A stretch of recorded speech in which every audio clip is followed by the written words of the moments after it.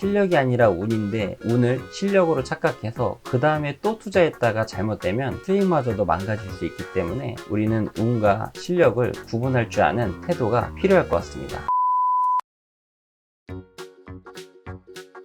안녕하세요. 더블랩연구소 문소장입니다. 오늘 영상은 재테크를 하는 데 있어서 실력과 운을 구분해야 되는 이유에 대해서 영상을 준비했으니 끝까지 시청 부탁드리겠습니다.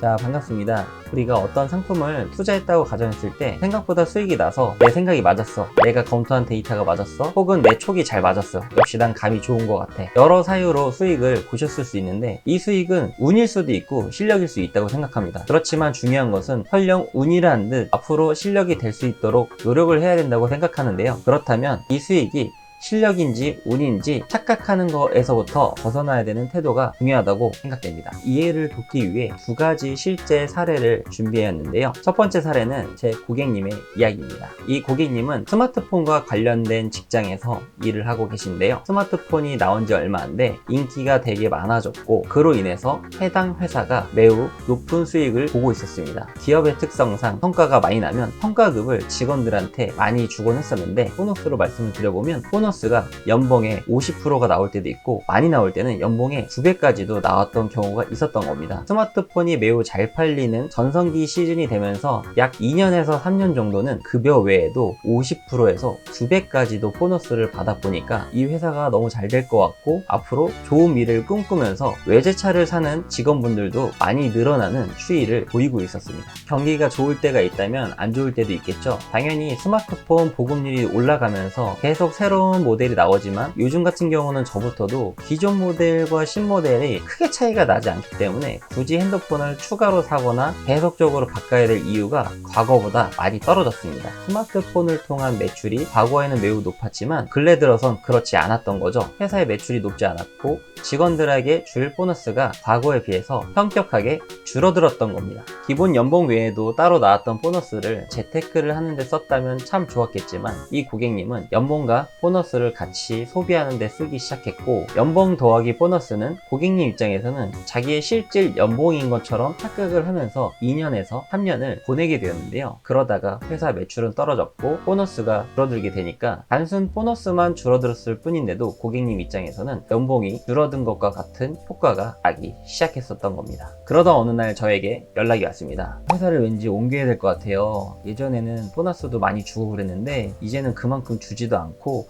다른 회사를 찾아보든지 해야 될 것 같아요. 그게 아니라면 자격증도 따야 될 것 같고 공부를 하면서 자기 개발을 해야 될 것 같습니다. 왜 그렇게 생각을 하셨죠? 라고 제가 물어보니까 지금 뭔가 자격증도 따고 공부를 해야지 예전처럼 연봉도 올려주든지 보너스를 주지 않을까요? 라고 이야기를 하셨던 겁니다. 그래서 제가 오히려 반대로 한번 질문을 좀 해봤습니다. 고객님, 그러면 과거에 보너스를 많이 받던 그 시즌에는 자격증을 많이 따는 거나 아니면은 공부를 많이 하시면서 자기 개발을 했기 때문에 보너스를 많이 받으셨던 건가요? 라고 질문을 했더니 그러고 보니까 그때 자격증을 따거나 공부를 그렇게 많이 하지는 않았던 것 같습니다 라고 답변을 받았습니다. 과거에 보너스를 많이 받았던 이유는 자격증을 딴다거나 공부를 통해서 자기 개발을 많이 했기 때문이 아니라 당시에 경기가 매우 좋았고 회사는 매출이 많이 났고 늘어난 매출을 직원들한테도 나눠줄 수 있는 좋은 회사에 소속이 돼 있었기 때문에 보너스를 받을 수 있었다라는 결론을 낼 수 있었고 이는 곧 우리의 실력이 아니라 운이었다라는 결론을 도출할 수 있었습니다. 두 번째 이야기는 부동산과 관련된 이야기인데요. 근 한 3, 4년 사이에 우리나라는 부동산이 계속 가격이 오르는 추세임을 확인하실 수 있습니다. 이분도 본인이 결혼을 하면서 얻게 된 집이 오르게 되면서 대한민국의 부동산 불패 신화에 믿음을 갖게 되었고 자기가 고른 부동산이 오른 이유는 본인의 실력이라고 생각을 하셨나 봅니다. 특정 지역의 신도시가 개발이 되면서 아파트에 인구가 입주를 하기 시작했고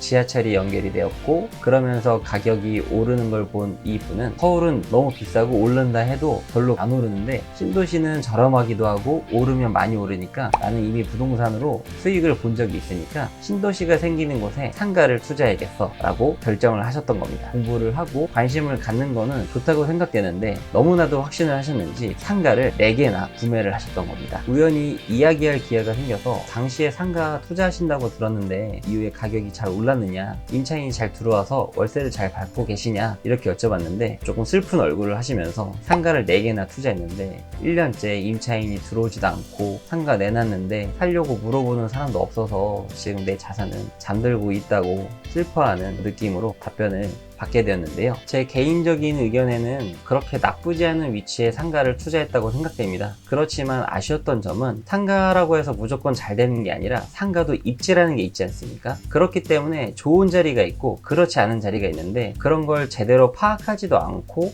그냥 무조건 오를 거야 라는 생각으로 4개나 분양을 받았던 게 첫 번째 문제인 것 같고, 둘째는 자기 돈으로 투자했으면 아쉽지만 내 돈은 놀고 있는 정도밖에 안 되는데 또 남들 다 대출해서 투자하니까 나도 대출해서 투자하겠다는 마음으로 투자를 하셨기 때문에 대출 이자를 내시면서 연락도 오지 않는 상가를 4개나 갖고 있었던 게 원인이 됐었던 것 같습니다. 부동산 가격이 너무 많이 올랐기 때문에 정부는 가격을 안정화시키려고 노력을 많이 한다라는 느낌의 기사들을 많이 볼 수 있습니다. 과거에 부동산 투자하셨던 분들은 대부분 높은 수익을 본 것으로 유추를 좀 해볼 수 있을 것 같은데요. 근데 100% 성공인 투자가 어디 있겠습니까? 부동산 투자에서 생각대로 잘 되지 않은 분들도 있는데 이런 분들의 기사보다는 올랐다라는 기사가 많다 보니까 부동산 투자하면 무조건 오를 거야 라는 착각을 하기 너무 좋은 시기가 아닐까 생각이 듭니다. 실제로 그 좋다는 강남조차도 지금 사무실을 좀 알아보니까 렌트프리라는 말이 언급되고 있는데요. 이 렌트프리는 무슨 뜻이냐면 1년짜리 계약을 하시면 한 달이나 2달치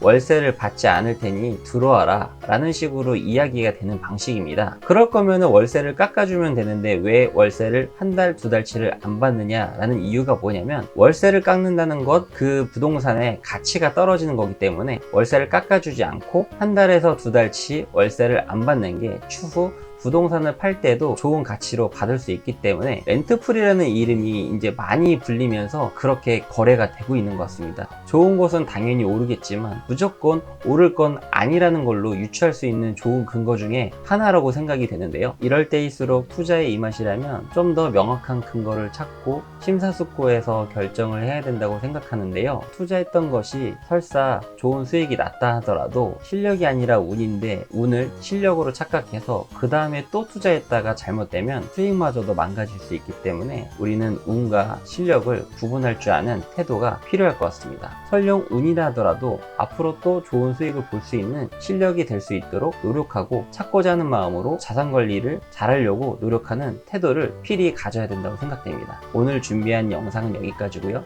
제 영상이 도움이 되셨다면 구독과 좋아요 감히 부탁을 드리겠습니다. 감사합니다.